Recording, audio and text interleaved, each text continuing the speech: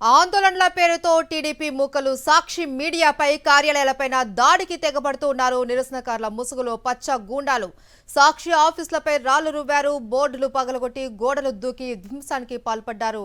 Overall గా ఏపీలో TDP పచ్చ మూకలు దాడి చేసినటువంటి ఆ దృశ్యాలు కూడా మనం చూస్తున్నాం. వీటికి సంబంధించి పూర్తి డీటెయిల్స్ మా ప్రతినిధి సతీష్ అడిగి తెలుసుకుందాం. సతీష్, మనం చూస్తున్నాం ఉదయం నుంచి కూడా సాక్షి కార్యాలయాలపైన పచ్చ మూకల దాడులు విపరీతంగా పెరిగిపోతూ ఉన్నాయి. అసలు ప్రజల పక్షాన ప్రశ్నించడమే పాపంగా మారిపోయిందన్నట్లుగా నెలకొంది ఇప్పుడు పరిస్థితి కూడా.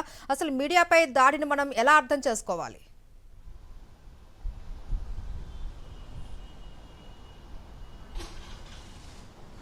మహేశ్వరి, ఈరోజు ఉదయం నుండి కూడా ఒక కుట్రపూరితమైనటువంటి పథకం ప్రకారం సాక్షి కార్యాలయాలపైన సాక్షి ఆస్తుల ధ్వంసానికి ఒడిగడుతుంది తెలుగుదేశం పార్టీ.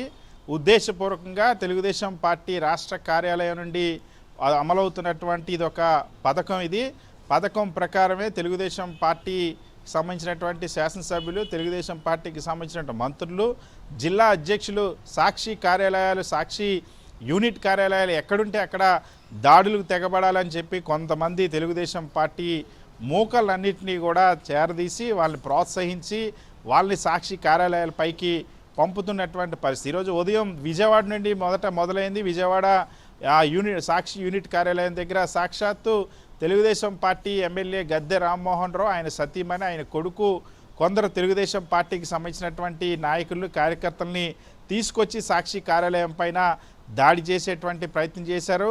కొందరు ఆ సాక్షికి సంబంధించినటువంటి ఆ బోర్డుని పెకిలించినవి కాకుండా రాళ్ళు విసిరారు, దాడి చేశారు. పెకిలించినటువంటి బోర్డులు వాటన్నింటి కూడా తగలబెట్టినటువంటి పరిస్థితి. జరిగినటువంటి కృష్ణరాజు చేసినటువంటి వ్యాఖ్యల్ని సాక్షి మీడియాకు ఆపాదించి ఒక తప్పుడు ప్రచారం చేయడమే కాకుండా సాక్షిపై ఉన్నటువంటి కక్షను, ఎందుకంటే ఒక్క విజయవాడలోనే కాదు, అటు గుంటూరులోనూ, ఇంకొక వైపు శ్రీకాకుళం యూనిట్ ఆఫీస్ పైన కూడా దాడి చేశారు. మరొక వైపు వైఎస్ఆర్ కడప జిల్లాలో సాక్షి కార్యాలయం పైన దాడులు చేసి ఆస్తులు ధ్వంసం చేసేటువంటి ప్రయత్నం చేశారు.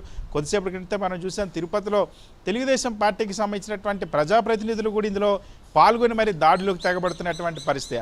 ఆంధ్రప్రదేశ్ రాష్ట్రంలో ఎమర్జెన్సీ కాలంలో ఏ విధంగా అయితే మీడియా పైన దాడులు జరిగాయో, ప్రజాస్వామ్యంలో ప్రశ్నించేటువంటి మీడియా పైన ప్రజల తరపున గొంతు వినిపించేటువంటి సాక్షి పైన ఉద్దేశపూర్వకంగానే రాష్ట్ర ప్రభుత్వం అధికారికంగా అధికార పార్టీ చేస్తున్నటువంటి ఒక కుట్ర, అమలు చేస్తున్నటువంటి ఒక కుట్ర ఇది.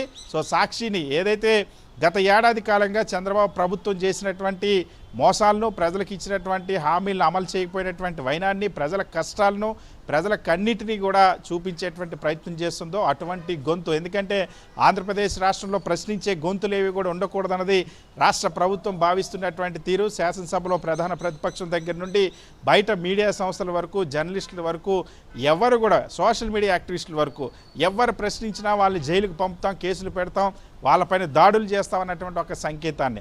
అందుకే ఆంధ్రప్రదేశ్ రాష్ట్రంలో ఎన్నడూ లేనటువంటి ఒక అరాచకమైనటువంటి వాతావరణం నెలకొంది. ఎందుకంటే సాధారణంగా ఎక్కడైనా ప్రతిపక్షాలు ఏమైనా గొడవ చేస్తే అధికార పార్టీ శాంతి భద్రతలను పరిరక్షించేటువంటి బాధ్యత తీసుకుంటుంది. కానీ ఆంధ్రప్రదేశ్ రాష్ట్రంలో శాంతి భద్రతలకు అధికార పక్షమే విఘాతం కలిగిస్తుంది, అధికార పక్షమే దాడులు ప్రోత్సహిస్తుంది, అధికార పక్షమే రాళ్ళు వేయమని చెప్తుంది. సాక్షి కార్యాలయాలపైన అదే జరుగుతుంది. సో విజయవాడ, అటు శ్రీకాకుళం, అలాగే కడప, తిరుపతి, అనంతపురం జిల్లాలో కూడా ఇదే ప్రయత్నం. సో ఈరోజు ఉదయం నుండి నిన్న వాస్తవానికి నిరసనలు తెలిపారు, సాక్షి పైన కంప్లైంట్లు ఇచ్చారు. ఈరోజు ఏకంగా భౌతిక దాడులు, ఆస్తులు ధ్వంసం చేయమండం, మరొకవైపు కోమినేని శ్రీనివాసు అక్రమ కేసుల్లో అరెస్టు. సో ఉద్దేశపూర్వకంగా ఒక పథకం ప్రకారం తెలుగుదేశం పార్టీ కార్యాలయం నుండి నడుస్తున్నటువంటి ఇది ఒక ఆర్గనైజ్డ్ క్రైమ్ ఇది. సో జర్నలిస్ట్ సంఘాలన్నీ కూడా దీన్ని తీవ్రంగా ఖండిస్తూ ఉన్నాయి. సో సాక్షి పైన దాడులు ఉద్దేశపూర్వకంగానే చేస్తున్న అంశం, అక్కడికి వస్తున్నటువంటి వాళ్ళు, ఆ వ్యక్తులు ఏ విధంగా ప్రవర్తిస్తున్నారు, ఏ విధంగా దాడులు చేస్తూ ఉన్నారు, రాళ్ళు వేయడం, కోడిగుడ్లు ప్రజాస్వామ్యంలో నిరసన తెలపొచ్చు. సాక్షికి సంబంధం లేనటువంటి ఒక అంశాన్ని, సాక్షి ఖండించినటువంటి అంశాన్ని సాక్షి యాజమాన్యానికి ముడిపెట్టి మరి దురుద్దేశపూర్వకంగా, కుట్రపూరితంగా దాడులు చేయడం పట్ల సర్వత్రా విమర్శలు వెలువెత్తున్నాయి. Mahesh, right, thank you Satish.